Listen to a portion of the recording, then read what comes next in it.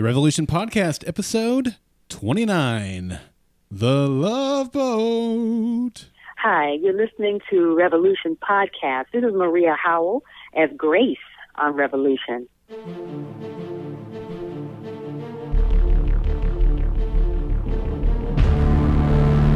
Golden Spiral Media presents The Revolution Podcast. Support for The Revolution Podcast is provided by listeners like you and Think Geek. Charm the geeks in your life by giving them geeky goods from Think Geek. Think Geek has fun stuff for every Trekkie, Jedi, Whovian, Browncoat, Cortexiphan, and so much more. Bacon. Visit goldenspiralmedia.com/Think Geek today.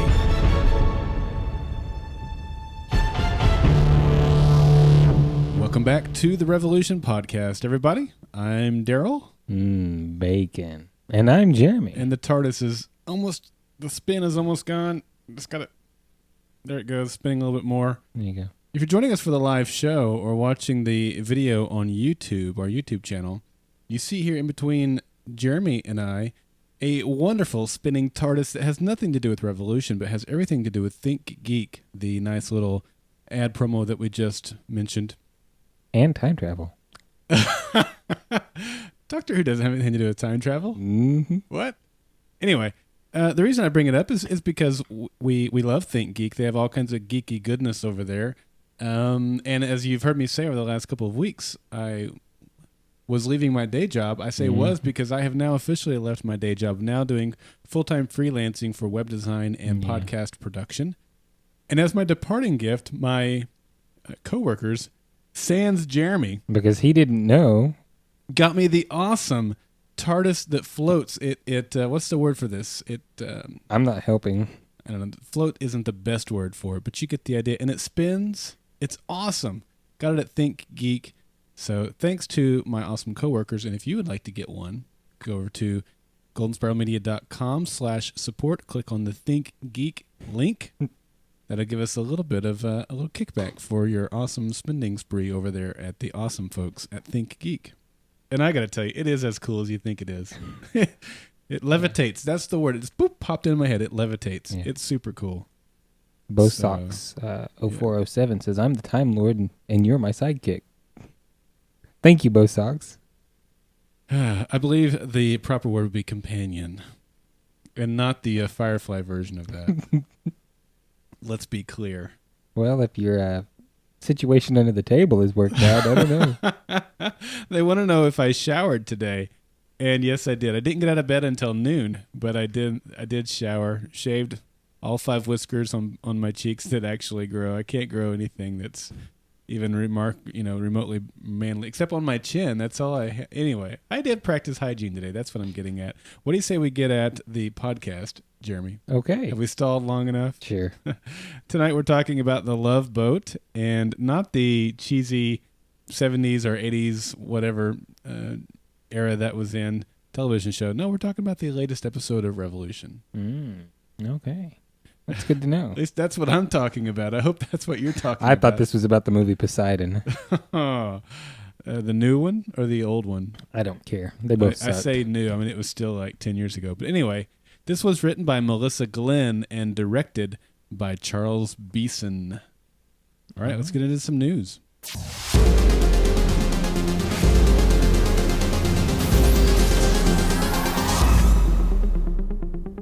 Boom. All right, we don't have much news. In fact, I'm thinking next season, I don't know if we're going to need the news segment. We just might throw this in because all it ever is episode titles. Like with Fringe, there was always some sort of cool news, and there just doesn't seem to be, they handle their stuff differently, I guess. So I don't feel like, I don't know. You guys let us know if you feel like it's worth a whole segment just to tell you episode titles every week. To me, it doesn't seem like it's worth it, but anyway, I mean, that's not to say that if there wasn't something new and exciting, say something about a Comic-Con or something about the season getting renewed or show getting renewed, something like that we might have an occasional dedicated news segment. But as far as week in and week out, I don't know if it's worth it to have a news segment just for episode titles. But that's what we're going to bring you for the rest of the season anyway. The next episode is going to be The Longest Day on May 13th. We're going to try to have the longest podcast to go along with that. Hey, we're good at that. Get your popcorn ready. And that's on May the 13th. I already said that. Did you? Yeah. Pardon me for not listening to every word you say. Yeah. Episode, Pardon me. Huh? Episode 18, which will air on May 20th, is called Clue. So, Colonel Mustard in the... I think I'll dress up as Professor Plum that night. Okay. You going to be Miss Peacock? I'll be Colonel Mustard. You got to be Miss Peacock. favorite. It's an NBC show. You see what I did there? Yeah, I see what you did there. Well played. Okay.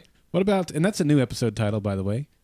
What about episode 19 and 20, Jeremy? Oh, well, we still don't know what they are, Daryl. One airs on May 27th, and one airs on June 3rd. That's right. That's all we know. And that's all the news we have for you this week. Nothing new. Bum, bum, bum, bum. Except for the one episode title. And that's why I say it's kind of like, well, is it worth the whole segment for this? I'll say I did read the footnotes today. Did you read the footnotes, Jeremy? I did not, because I was at work all day. I was too. Right here in this chair. I was disappointed in the footnotes this week. All it did was kind of recap the episode. It talked about how Aaron and Rachel were out in the Plains Nation and things were different out there. If you break a leg, it could be, fatal. And now he found out that the nanites thing in the journal had an article of him, and that's confusing to him. And, oh, by the way, Rachel actually broke her leg. So that could be fatal. Mm-hmm. And that's it. And I'm like, yeah, we got all that just by watching the episode. Thanks for the extra bit of content this week. So I was disappointed in that. But you can still go check it out if you'd like over at nbc.com/revolution/exclusives/footnotes. All right, Jeremy, you ready to move on? I'm ready to move on. Let's move on to the recap.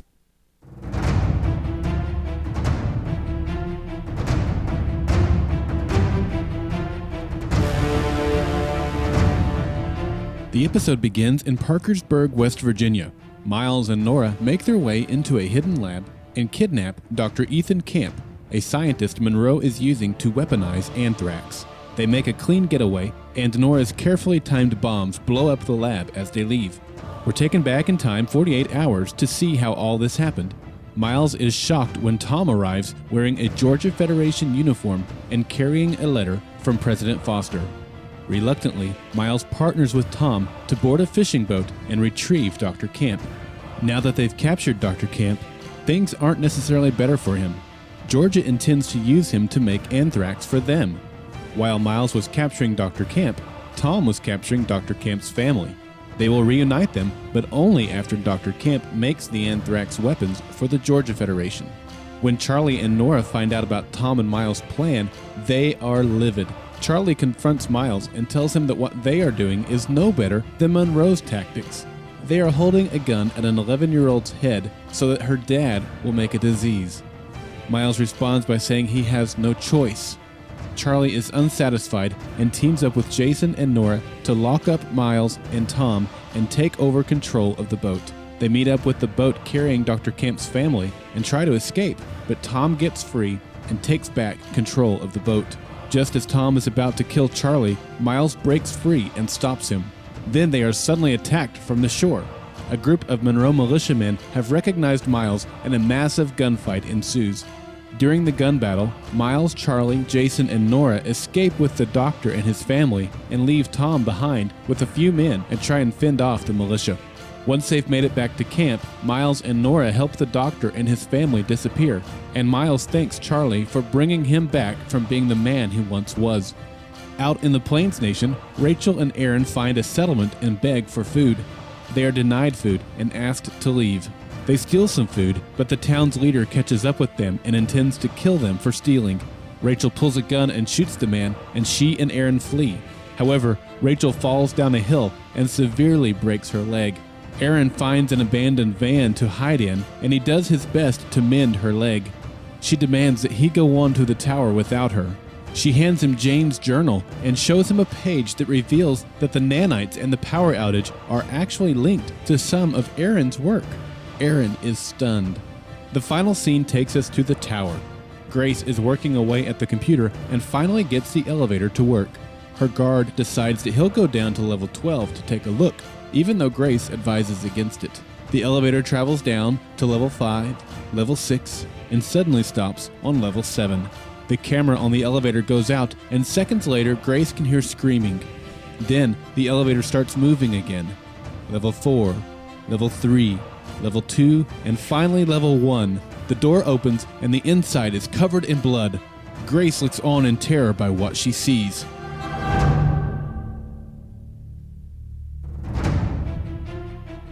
I don't know about you, Jeremy, but I thought it was quite the cliffhanger this week. Indeed. Yes, we'll get to that. We'll get to the other stuff on the episode first. But even before that, Jeremy, let's play the music, and then I want your episode rating. Oh, boy.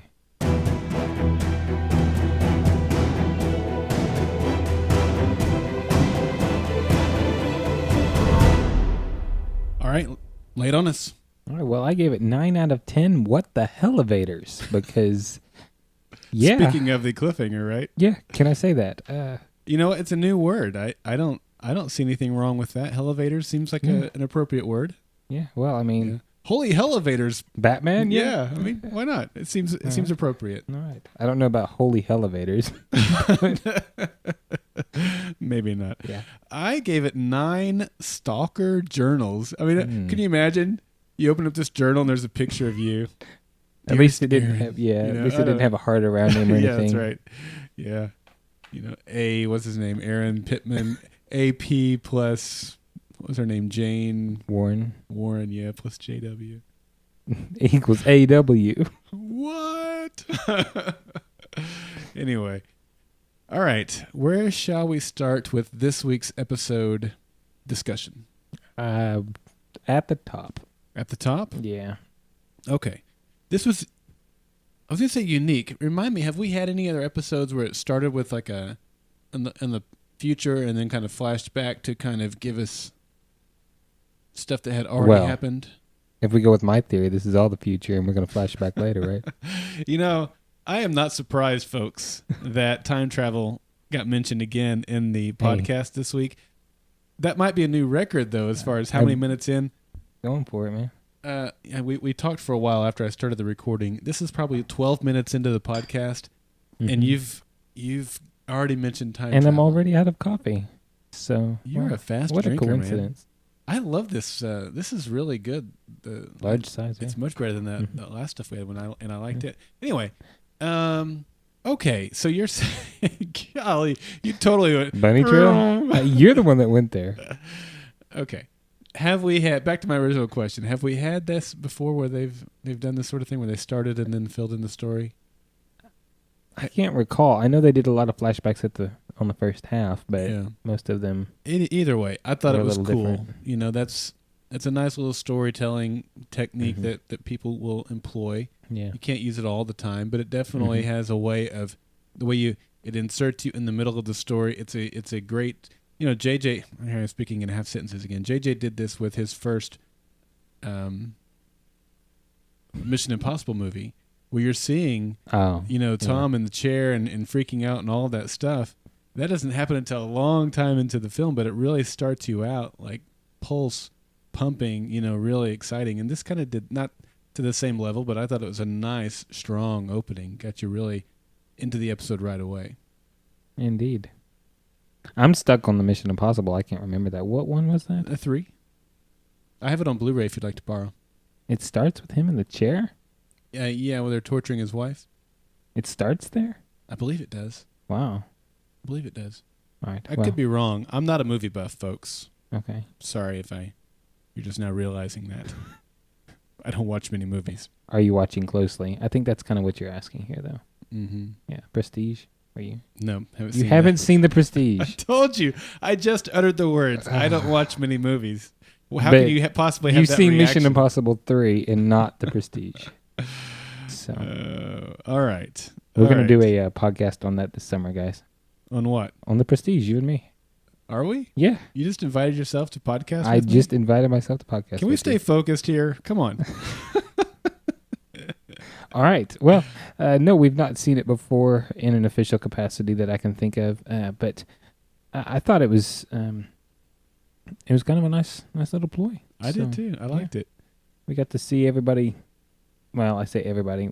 We got to see the heist, and then find out why they were there. So, and I like that a bit because we already knew it happened, and it helped build the the shock that I guess I received when I found out that Tom was actually doing something at that point too. Yeah. Because if they'd actually run those two scenes together, it wouldn't have worked as well. Yeah.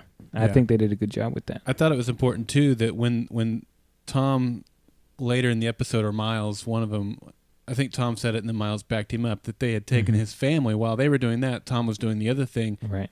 First thought in my mind was, yeah, right, Tom is lying through his teeth. Well, then they actually kind of showed us in flashback or whatever that validated what they were saying. Right. I don't think anybody would have believed it otherwise until we actually saw the family. I didn't believe it until we actually saw the family. Is that right? Yeah. Okay. I thought, well, they just made this up to fool me. Yeah. So I was surprised that I believed it when they showed it, because I was like, they wouldn't go through all the trouble of filming, showing the audience something that was a complete lie. Yeah. They would want us to try to believe the lie along with whoever was told the lie. I kind of thought they would show us what really happened. Tom goes in and kills everybody and leaves. Yeah, well, that wouldn't have been surprising either, right? So, and then right after that scene, they throw him down the laundry chute, put him on the boat, which that would have still hurt getting into that laundry basket, I think. But anyway. Yeah. Then we get they've captured one of Monroe's officers. Yeah, I was going to say captain. We don't know that. He had the coat on to be an officer. Mm-hmm. Really interesting shot there. Yeah. Great dialogue. Go ahead. I liked it. I mean, the whole "I've trained you better," it was great there. And even to his death, I liked his, I guess, kind of his stoic reactions. The officer didn't do anything, didn't cry, didn't beg, didn't give any. He just said, "Hey, you taught me better, kill me." I liked that too. I liked the fact that he didn't try to defend Monroe or act like he was even loyal to Monroe and what he was, what the tactics Monroe was using. It was just that, look, you taught me loyalty, and if I have nothing at this point, because odds are, he's probably thinking, odds are I'm dead either way. At least I'll have my character to go down with, and I'll face this firing squad without a bag over my head. Mm-hmm. I liked that, bag or no bag. Yeah. Because up until that point, you don't know he's going to actually be executed. Yeah. And then when Miles asks him that, you go, whoa, they're actually going to kill this guy. So I kind of have a soft spot for that guy. I mean, he went down as a soldier. And I made this note as I'm watching the episode through the first time, and I have here, it shows the big difference between Miles and Monroe. Yeah. And I left the note in here because really, how wrong was I just moments later as the episode goes on? Because, Miles and Monroe might have started the episode out with some distance in between them, but as the episode goes on, that space between their two tactics, particularly with Tom involved, got a whole lot closer and went to Scary Town. And thankfully, Charlie went out. But I thought it was interesting. I wrote that down. It shows the big difference between Miles and Monroe, and not so fast, Yeah. Yeah. All right. So I mentioned Tom. You mentioned Tom, I guess, in the opening scene too. Well, how'd you like that? I liked it. It was great. There was parts of it that I wasn't sure about, but yeah, it's great. I love Giancarlo Esposito, and when he's on camera or on screen with Miles, man, good stuff is happening, right? Pretty much. To have them on the same team where they have to tolerate each other and work together even though they hate each other, that was good. I loved it. And then with Jason there and Charlie there was a whole lot of... This was called the Love Boat, I think just because it was really the hate boat, right? Right. There was a whole lot of love lost on that boat. There you go. So, yeah. It was... Tom's entrance here was great. If I were Miles, would have probably killed him right there. Just like, hey, you died in the front lines, pal. I mean, I'll make up a story later until President and nobody Foster would have been sorry. Yeah. Foster wouldn't have done anything to him. No. Because she killed one of her actual... He killed one of her actual captains last week, and it doesn't seem to have had any repercussions. So killing Tom wouldn't have mattered. Yeah. To her. Well, it might have, because they wouldn't have been able to stop the anthrax. Now, after Tom told him. As soon as he got the orders, I think they could have done the whole thing without Tom. But I'm glad they didn't. It made for some great moments. And we both agree. I think everybody would agree. The show is better with Giancarlo Esposito on there. We love to hate him. And, I'm just glad he's not dead. I don't want him to die anytime soon. As much as I hate the character, I love him on screen every week. Yeah. I love what he brings to the show. So, he was kind of a punk to Miles. Yeah. Do you think that counts as a betrayal? I mean, in this episode, did we see an actual full-fledged betrayal? I mean, he did have a gun to his head. I would put it the other way around because Miles and Tom were on the same team. They were doing whatever it takes. They were both willing to put a gun to, figuratively. Well, I won't even say figuratively because they did have armed men guarding Dr. Camp's family. Right. And so when Charlie says, basically, you're putting a gun to an 11-year-old girl's head and making her dad make a disease because of that, they were both willing to do that. Right. Miles is the one that then decided not to go down that road anymore because of the conversation that Charlie had with him. So I would say that Miles betrayed Tom rather than Tom betraying Miles. Okay.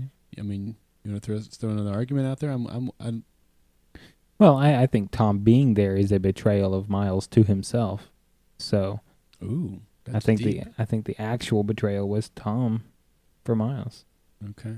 That's just me. All right. Well, so I'll disagree, but the more obvious betrayal will come. Right. Okay. It's only a matter of time. Okay. It is time. It is inevitable, but it won't be sudden apparently. Indeed. Yes. All right. What's next, man?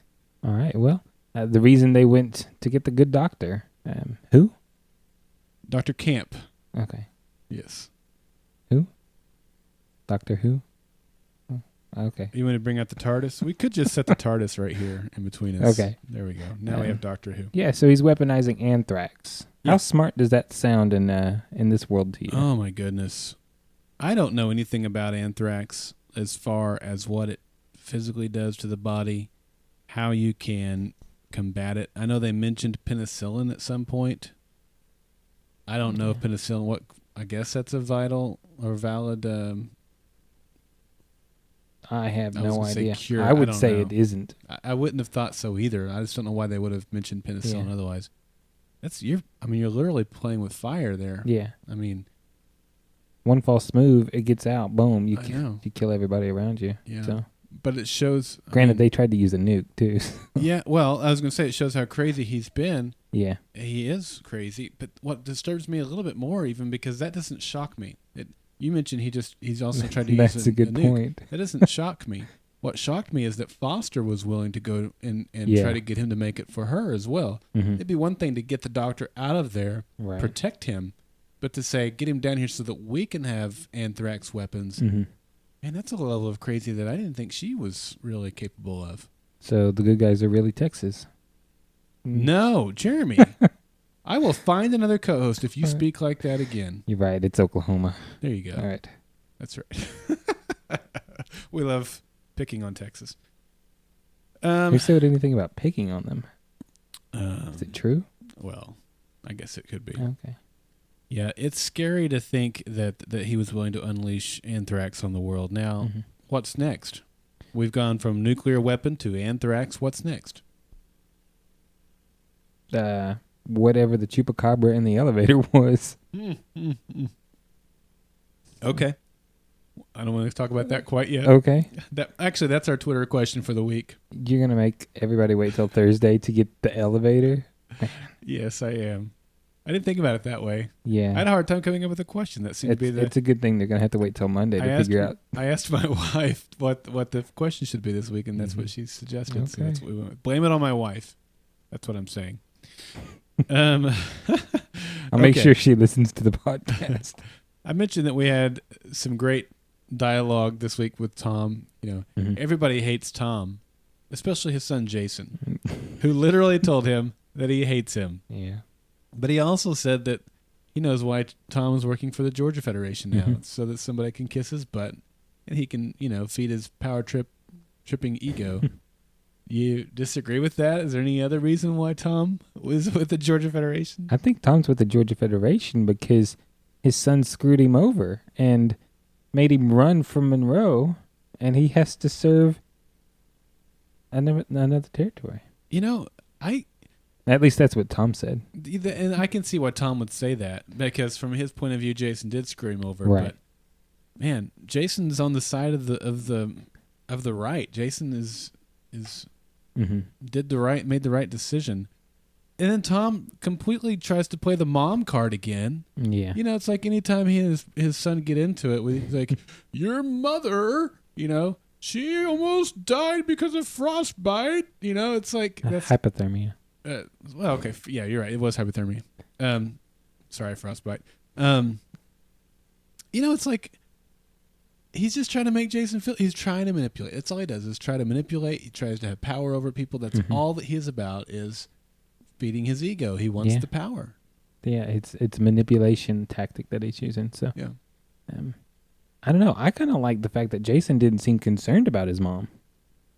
I don't know. I thought that he kind of did. I mean, he looked angry. Like, well, but he didn't.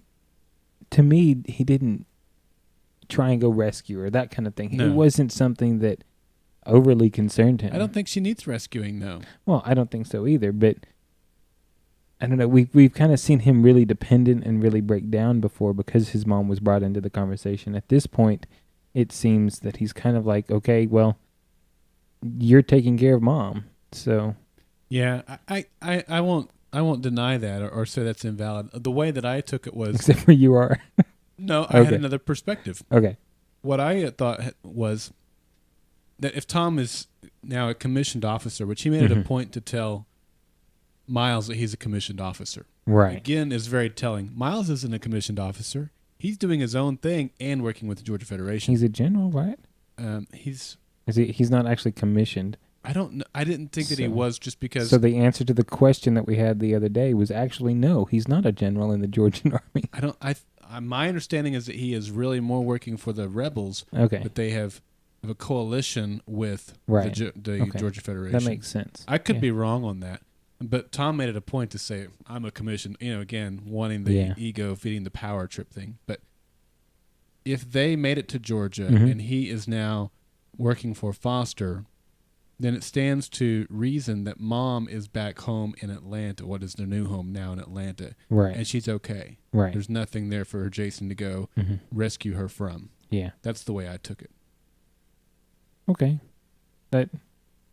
I took it that way too, actually. I was just playing the other side of that card. Oh, you can't play that way. You can't do that. All right. It's not a big deal either way, I don't think. Okay, gosh, let's do this. I meant to redo these notes this week. Put these other things down here at the bottom. Okay. Keep these storylines separate. Right. Well, I think the next part is getting stopped by the patrol boat. Yeah. And everybody and their dog recognizes Miles.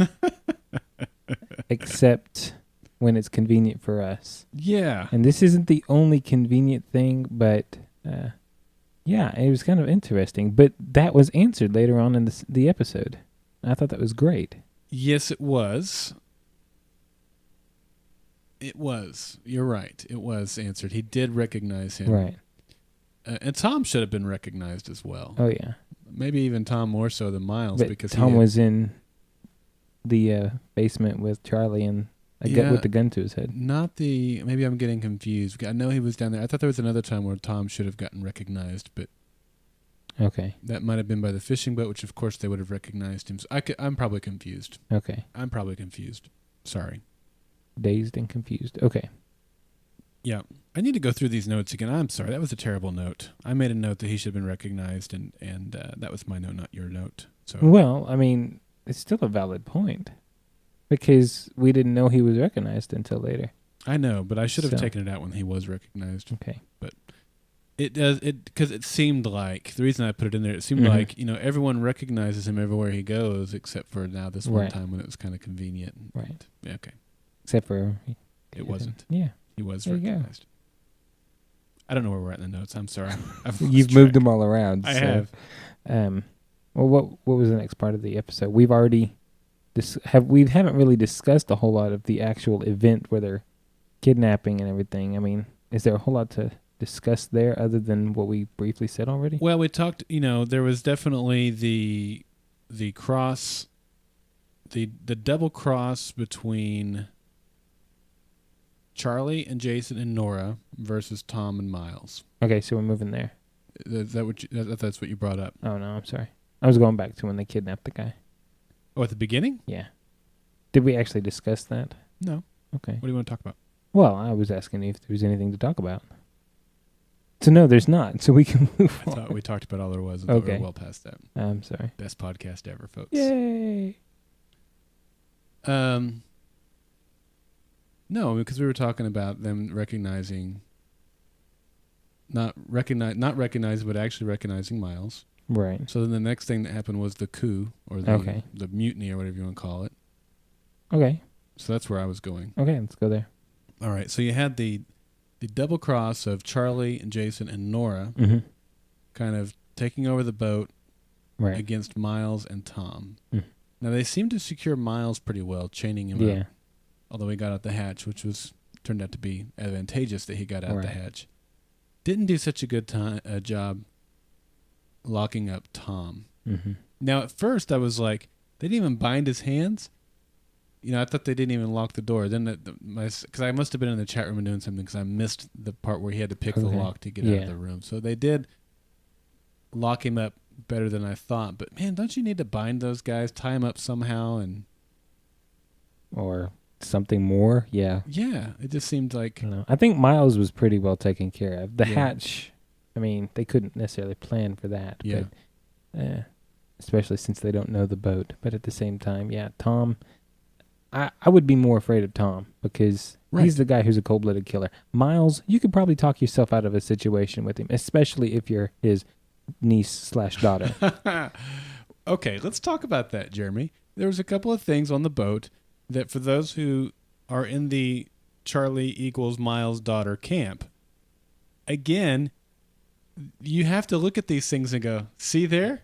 That's what I'm talking about. And what I mean is when Tom hit Charlie, Miles steps in and says, "Don't you ever lay a hand on her again." Mm-hmm. And then after there was the mutiny, and then Tom escaped, and so they regained control of the boat. Mm-hmm. He hits the snot out of Jason. Yeah, and because I think that's when Jason said that he hated him, as a matter of fact. And he said something about he didn't understand how his blood could turn on him like this. And he says, "It's because I hate you." And then Tom smacks him. And then he goes to shoot Charlie, and then Miles comes to rescue her because he's now escaped out through the hatch. So people will look at those two scenes when Miles not only came to her defense, but was delivering ultimatums about her. And he did. I mean, he knocked the crap out of Tom after he put the gun to her head. Some people will look at that and go, that's evidence that there's more than just the uncle relationship going on there. Yeah. What do you say? I agree. I mean, when I saw those scenes, that's what popped into my mind. So I certainly thought, hey, that's interesting. So yeah, and I'm not 100% in the camp of Miles as Charlie's dad, but it's been a progression each week for me. Where the first time you folks sent it in as feedback, I thought, you people are crazy. There's no way. To now, I'm like, I got one leg in and the other leg is just hanging off the bus so I can quickly jump back off if I need to. But my body weight and one leg are in the bus of yes, Miles is Charlie's father. We're going to have to just pull your whole body in because... So I looked at it too and I'm like, oh, that's a lot of passion about a girl that's just your niece. Mm-hmm. Don't get me wrong. You could look at it and go, look, after all they've been together, they fought side by side. They're the only family they have left. Mm-hmm. It's not like an uncle and a niece aren't a strong relationship anyway, So you could look at it and say, that doesn't mean anything. They're not strong if they've not seen each other for 15 years. I mean, kind of puts a damper on your relationship. Sure, but like I said, now they've fought side by side and they've gone through all this stuff, this bonding and stuff. I'm just saying you can make an argument either way, but I am more on the side now of Miles is her dad. I agree with your statement. I think you can definitely make an argument that he's not, but it's more fun to say, hey, he's her father. Yeah. Way to go. I am your father. No. That's impossible. All right, so they get control of the boat. They knock out Tom. Everybody gets away that needed to get away. Everybody got killed that needed to get killed. No surprise there, right? No. Well, we did get to see this week the convenient escape happen for the good guys. That's right, we did, didn't we? So it was kind of nice to see all kinds of bullets going everywhere. Yeah, hitting all the right people. Mm-hmm. As far as we're concerned, well, the stars, none of the stars got hit. And the main person that it hit, the first person it hit, was the guy who had the gun to Miles' head. Right. I'm sitting here thinking, if I'm, I don't know, in the situation of the guy on the land, okay, and I have the drop on them, and they're pointing guns at each other, I'm gonna be like, okay, let's let them kill help each us, other. help us out with this before we open up on them. Yeah. And no, I mean, he takes the guy out, the one guy who's got the weapon drawn, ready to the kill one Miles. guy they want to kill. Right. And it's just like, let's think about this, guys. Yeah. But I don't know. So it was a little disappointing there that Miles didn't get. Well, Tom said himself, and I think he was being seriously complimentary to Miles when he said this. After they pulled off the heist, and got the doctor, he offers him some liquor and says it's good to work with professionals again, because Monroe has just brought in all these young people and incompetent people. Yeah. And, I don't know if it was last week or the week before that I mentioned that he keeps killing all of his good men. Yeah. He's not going to be left with much. Right. So, all that to say, there's your case in point. Yeah. They would have been better had they waited, but they didn't. Right. Because they're not smart enough, or they're just trigger happy. Trigger happy. There you go. I don't know. So they're kind of crazy there. So, so they get away. They get the doctor to freedom, I guess you could say. They get him where he and his family escape, probably to Texas. And then Tom comes barging in. Yeah. Another great scene. It was a solid scene between the two of them. Yeah. I liked I'm smarter than you. Yeah. It was, I don't know. It was good. It was good. So. It was so good. And then it was like, winning. You know why she likes me? Because I'm winning. Yes. And you're not. You can go back with all the men. That's fine. So. Yeah, that might be it for quote of the week as well. Okay. Yeah, it was a good scene. It was hard picking quotes of the week. There was a lot of good one-liners this week. Yeah, but I did narrow it down to 4. It's one of those though. As I'm eliminating a couple of quotes, I'm like, I'm gonna get email on this saying why wasn't that quote included, but I have to narrow it down to 4. Very rarely will I open it up to 5 quotes, but I just wanted to keep it at 4 this week. Okay. But that one is in. All right. Good. Yeah. So. All right. Anything else on that storyline that we need to discuss? There was the final scene, I guess, there with Miles and Nora. Yeah. There's not a whole lot to talk about there. I mean, it does kind of make Nora expendable now. I was going to say the same thing. I've complained the last 2 weeks that we haven't gotten anything out of her, and I felt like that was a bad sign. Yeah. That they were writing her out of the show, essentially, setting her up as not being needed so they could kill her. First off, it was great to get her in some bomb action again right out of the gate. Yeah, I think my first line on my notes is Nora hearts explosives. Yes. That was awesome. I loved that. I loved what she did in this episode. She had a purpose in this episode. And then you get the last scene, which was interesting. We could go be crass, but there's no need for that. But I think you're right, man. Now she and Miles have reconnected. Yeah. Not a good sign, because Rachel's out of the picture, obviously. Yeah. So if he's going to reconnect with an old flame, Nora seems to be the logical one. That's never a good sign. Yeah. I hope I'm wrong. I mean, she wasn't wearing red, but she wasn't wearing a whole lot She wasn't wearing a whole lot of anything. So. Yeah. They reconnected. That's funny. Yes, they did. Okay. Let's get into the Rachel and Aaron story that we were dished up this week. All right. We got a little more insight into the Plains Nation. What did you learn about the Plains Nation? Well, it's pretty empty feeling. There's a camp, I think, is kind of what we walk in on at the beginning. Yep.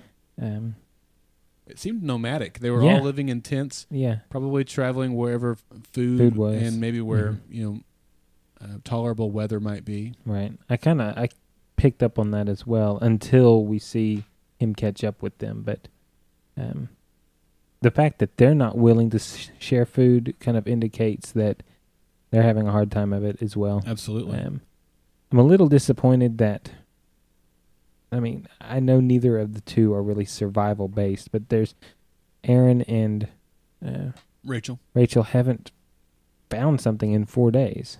I mean, if you know your plants, you can find something that's edible. If you know remotely how to hunt, you can find something that's edible. Fish, I mean. Yeah. So the fact that they've not eaten in 4 days is a little disappointing.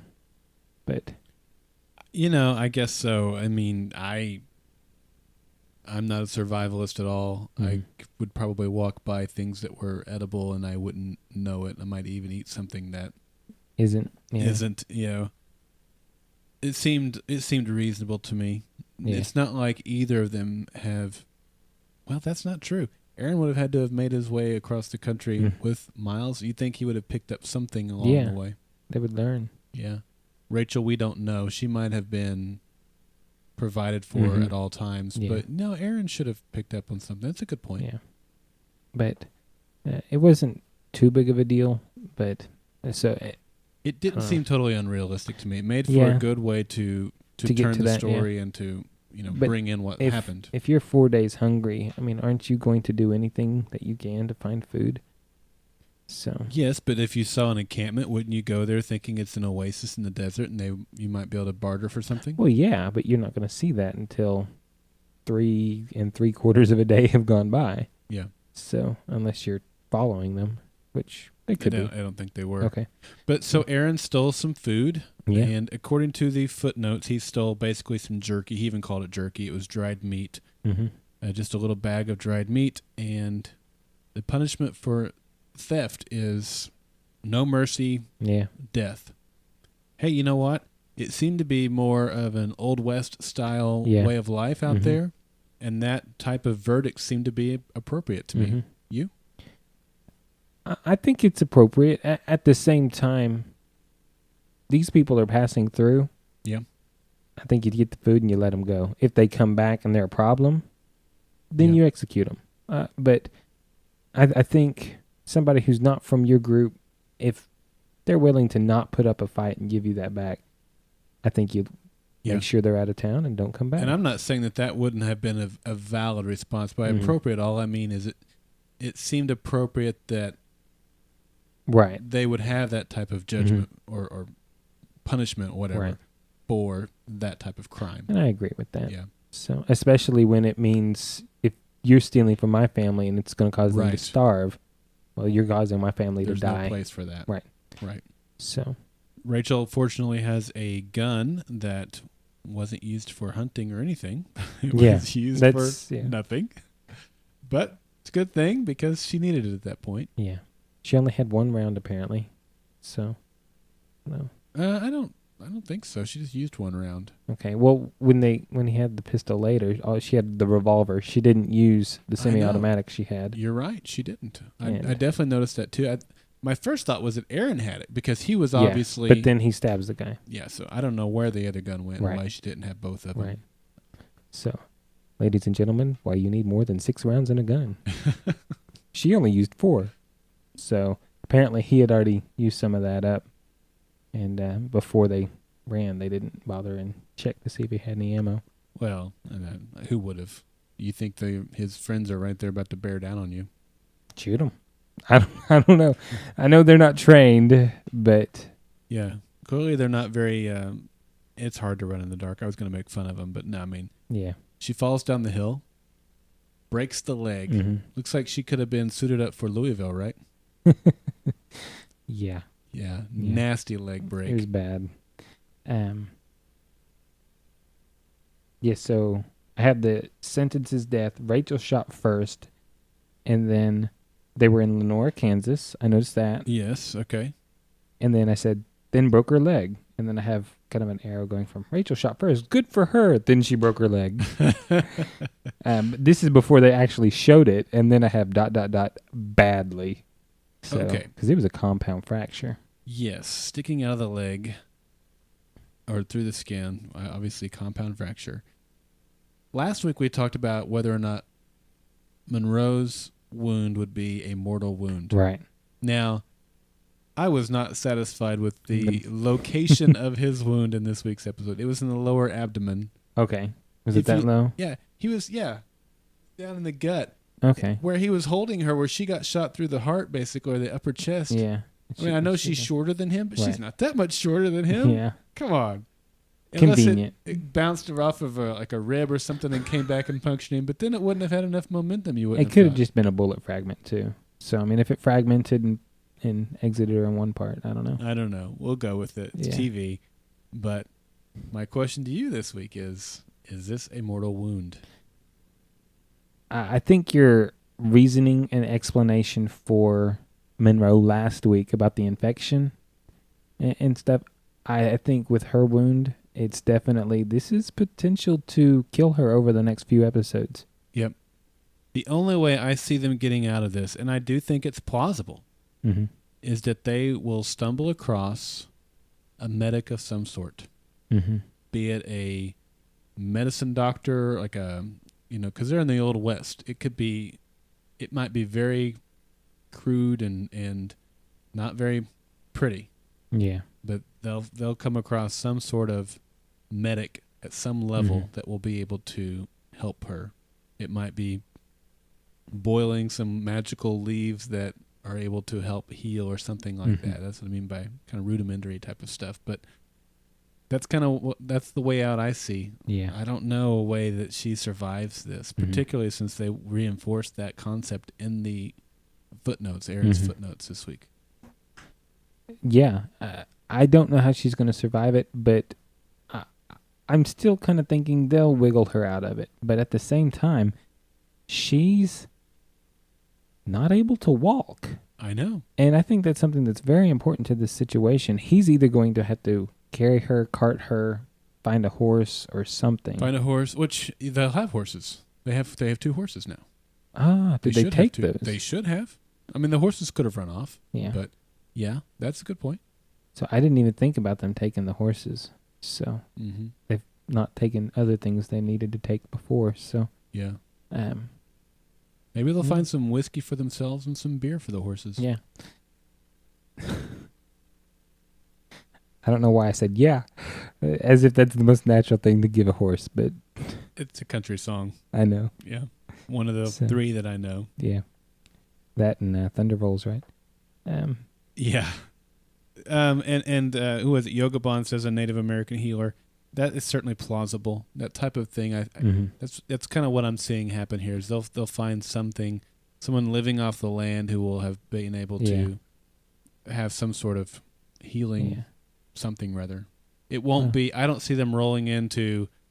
Let's say I don't know where that location in Kansas is compared to other locations, but let's say they don't roll into Topeka or Liberal or one other Kansas town and go, oh, here's a little hospital that's been set up, a little clinic. I don't see that happening. Yeah. And like Ariel, that sort of thing. Right. Okay. Yeah. It could, and I still think that would be plausible, but I that's not what I'm predicting. Okay. And I don't think she's going to die from this. I'm going to predict that she will not die. Okay. I hope not. I love Elizabeth Mitchell. I want her to survive. I want her to get to the tower with Aaron, and I want them to work this thing out together. That the fact that, what the heck? His research he didn't even know was used for this. Yeah. Was somehow behind the nanites and therefore the blackout. Was it his research or maybe his programming? I was okay. I took a screen cap of the article, and it basically sounded. The article was talking about when he was a junior at MIT. He's a Google guy, right? And so the search algorithm that he had come up with, and the way that it kind of had an artificial intelligence about it, it would kind of learn your searching styles and habits and create a more customizable search for you. Okay. And so it was all about that, all about what would later become Google, in this fictional world where Aaron Pittman is one of the, wizards of Google. So that's what the article was about. So I've got to assume that is what the breakthrough was for the nanites. The phrase I pulled out of that really struck me was the artificial intelligence. Right. And that's what when I didn't read the article, but I assumed that he would have programmed something and have written some code at some point about AI. Yeah. And about self-learning. And that's where you're going to get tricky. If these things can actually learn, then you might even get into the iRobot kind of robot situation. Right. If they become self-aware, right, you are potentially in trouble. Which leads to floor number 7. Are we ready for that? No, we can keep going. Well, I think we might be ready for that. Unless there's something else you want to talk about with Aaron and Rachel. Well, I kind of wanted to talk about Flynn.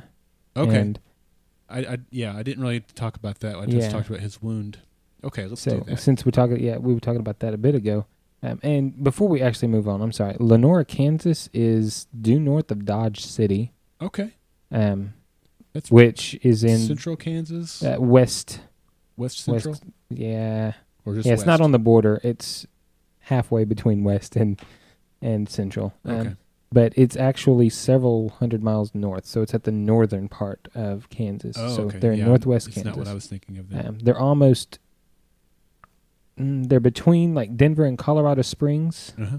At that point, they're east of that and north of Dodge City. And Dodge City, I guess for everybody who doesn't know where that is southwest side of Kansas, near... actually, it's not near anything, so... I guess the closest big city is Wichita, but it's not even near Wichita. It's not even near it. That's a 3-hour trip. So. It seems like my cousins who grew up in Liberal, which is why I threw that out there. Mm-hmm. That's one of the few Kansas towns I know. It seems like they would go to Dodge City when they wanted to go to a bigger city. Mm-hmm. Okay. But I could be wrong. I don't know that for sure. Mm-hmm. Okay. But we have the conversation between Randall and Monroe. You're my IT guy. That might also be up for quote of the week. That was good. Who's going to kill each other? Who's going to kill who first? Oh, Randall is totally going to kill Monroe. So this episode only solidified Monroe's death for me. No doubt. You know where I said I was like 1 foot still hanging off the bus of Charlie being Miles' daughter? Mm-hmm. Man, I'm driving the bus and that Monroe's going to die this season. That conversation sealed the deal for me, man. Yeah. Yeah. So, Randall is too important to the actual stuff behind what we've found out to be killed off, I think. So, Monroe has to go. But I thought that scene was a good scene.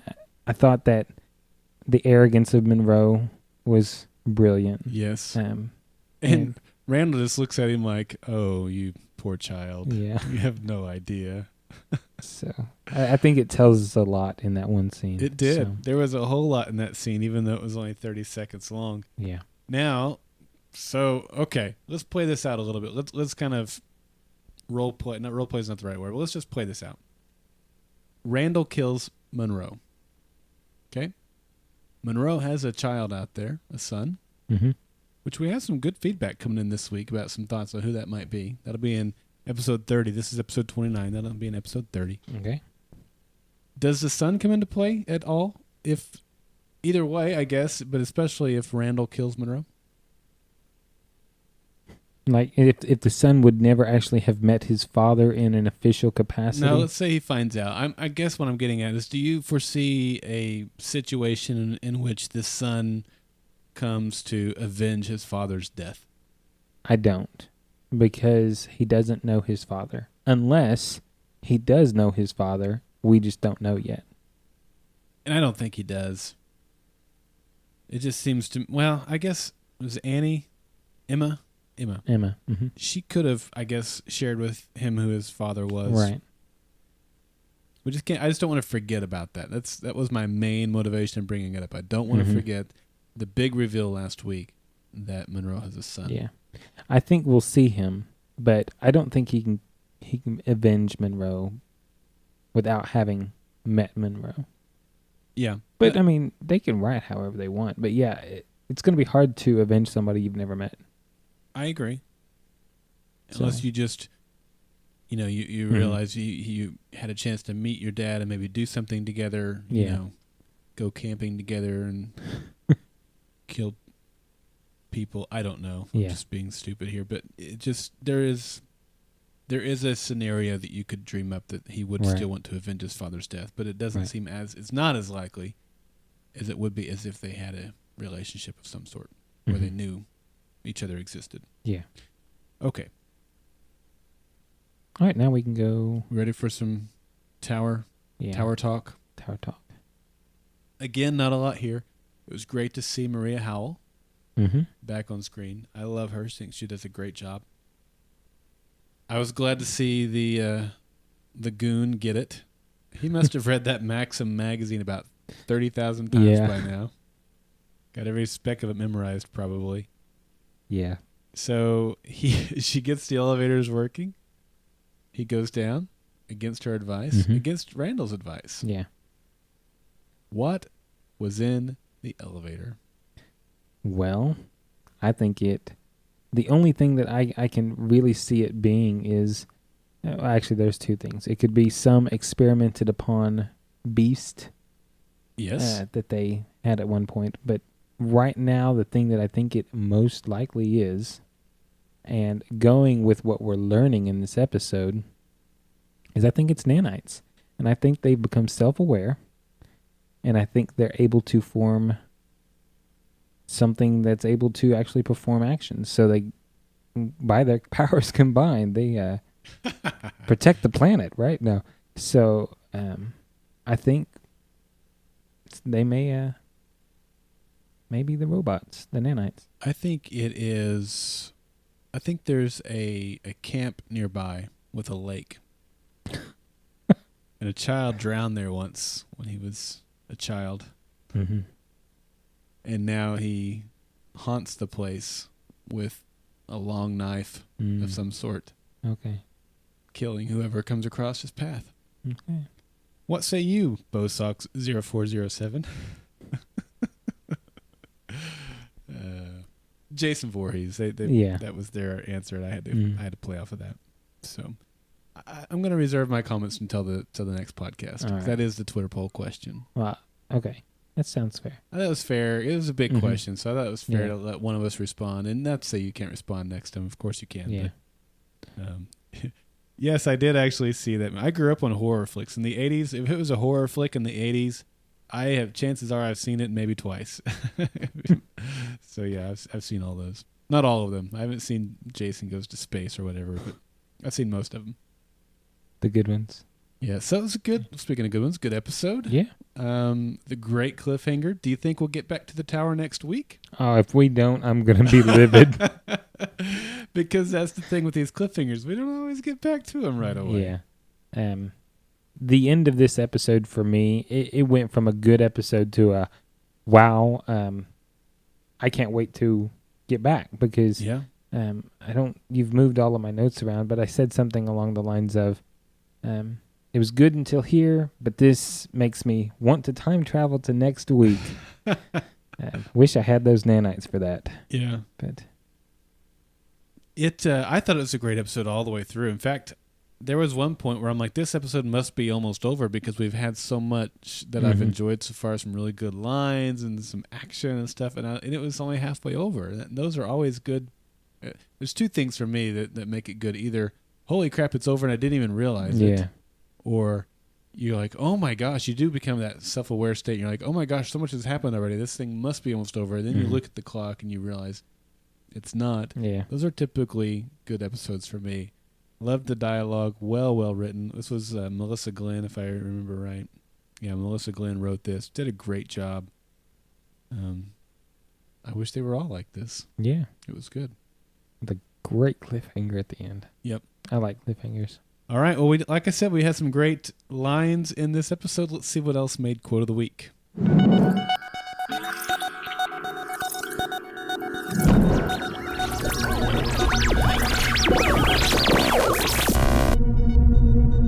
All right. Now, they're asking in the chat room if the finale is on June 3rd. That is correct. So we still have, 4 more episodes before we get to the finale.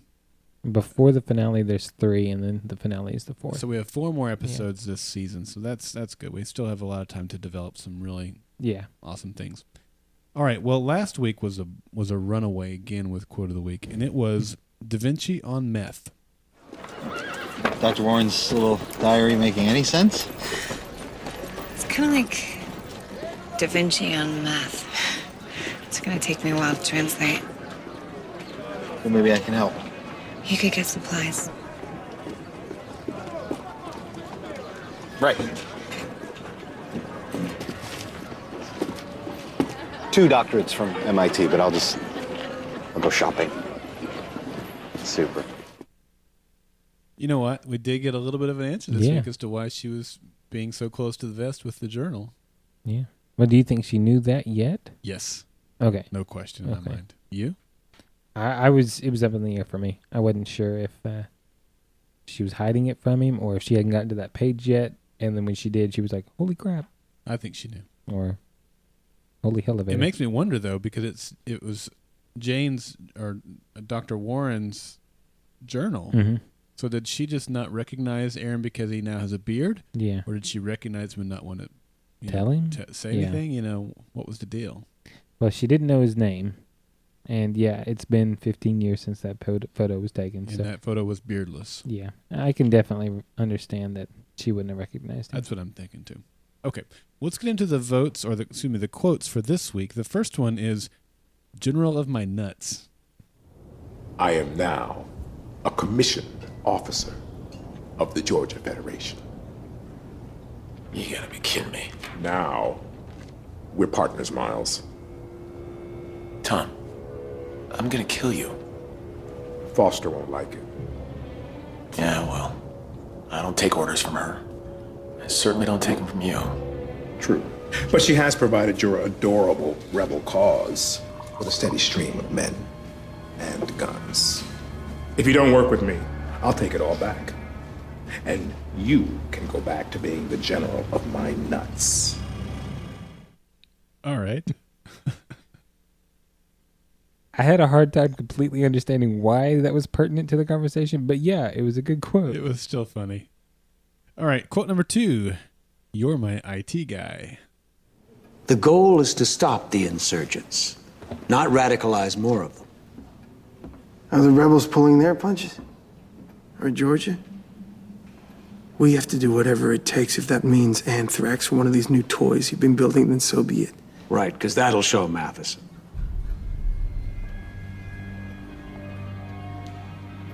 Oh, Mr. Flynn. You're my IT guy. If you say something like that again, I'm gonna rip your throat out. We clear? All right. I was kind of waiting for Flynn to get his little doohickey to melt. Monroe. You think he has one of those? Oh, yeah. All right. Yeah. I would be surprised. He at least has that electrical stick thing that we saw in the pilot. So. That's right. I forgot about that. Yeah, I forgot about that. All right. Quote number 3. What choice do I have? Miles, you're holding a gun against his daughter's head so you can blackmail him into making a disease. How's this any different than what Monroe did to my mom? Well, it's not. It's not any different. You think I want to be doing this, Charlie? Ran as far away as I could. Tried to drink myself to death so I wouldn't have to be this guy again. This is war. No, don't give me that! I get what war is, and there are a lot of things I'm willing to do to win, but not this! Well, there's nothing Monroe won't do. Nothing! He's coming for me, personally. No, you tell me, Charlie. What choice do I have?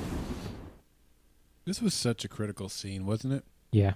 Because Monroe, good night. Every week I do it. Miles is going down this dark path of really becoming the man he once was. Right. The man he, like he said himself, went to Chicago, tried to drink himself to death just to get away from this persona, if you will. Charlie talked him off the ledge. Charlie really brought him back, I hate to say into the light, because let's face it, they're all living in a dark place that they'd rather not be. But it was an important scene. Turning point, I think. Yeah, definitely for Miles. I liked it as a whole. So. Yep, very good. And the final quote for this week, winning. I will find him. You know I will. No, you won't. Wanna know why? Because I'm smarter than you are. He's not gonna work for Monroe. Or for Foster. Fine. I'll take all the troops back to Georgia. Yeah, I kind of doubt that, too. See, Tom, I'm winning. More battles all the time. And at the end of the day, what do you think Foster cares more about? Your pride? Or a win? What do you think? Oh, win. No W, doubt. man. Yeah, got to get the W. Yeah. All right, so some really tough quotes this week. Those will be up on the website over at goldenspiralmedia.com/revolution on Wednesday. Today's Tuesday. So go get your vote on and look for the polls tab over there. You can, click on the one for you that you like the best, and we'll announce that next week. Thanks to everybody who goes over there every week and votes on that. We have a lot of fun putting it together each week. Hopefully you guys have fun participating in that. We don't give grades for participation, though. We don't. No pass-fail here, folks. Yep. You just fail. That's right. Well, we want to thank you for joining us for this episode of the Revolution Podcast. We'd like to hear from you in other ways, like following us on Twitter over at GSM Podcasts. Join the conversation over on Facebook at facebook.com/Golden Spiral Media. If you want to submit your feedback for our feedback shows each week, you can do that by calling the Golden Spiral Media voice feedback line, which is 304-837-2278. Or you can email us over at feedback@goldenspiralmedia.com. The deadline each week is Tuesday at 5 p.m. Eastern Time. And like we've always said, if you can't get it in that week, we do like to play a couple from the previous week. So just send it in as quickly as you can. Jeremy, anything else from you? Is it 5 p.m. Eastern or 6 p.m. Eastern? 5 p.m. Eastern. Oh, okay. Yep. I believe so. Mine just says 6. Does it say 6? 6. Oh, I got it backwards. 6. You're right. 6 p.m. Eastern. Mm-hmm. Yes. That's why I write these things down so I don't have to remember them. Because when I do, it's not good. And 6 p.m. Eastern is 5 o'clock Central. There you go. Yep. All right. Which is when I used to get out of work. Yeah.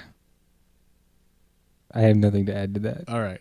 Well, guys, thanks for joining us for this episode of the Revolution Podcast. This is a listener-supported podcast. We appreciate all of your support. I mentioned at the top of the show the Think Geek. We've got the TARDIS sitting out here in between us now. Go over to goldenspiralmedia.com/support. You can make a donation or click on any of our affiliate links over there to help keep the podcast going, pay the bills, the internet, and all that stuff that we do here. We would certainly appreciate it. And thanks to all of you for your support. So until next time, I'll say, aye, Captain Stubing, how are Gopher and Doc? Permission to come aboard, sir. Paper or plastic?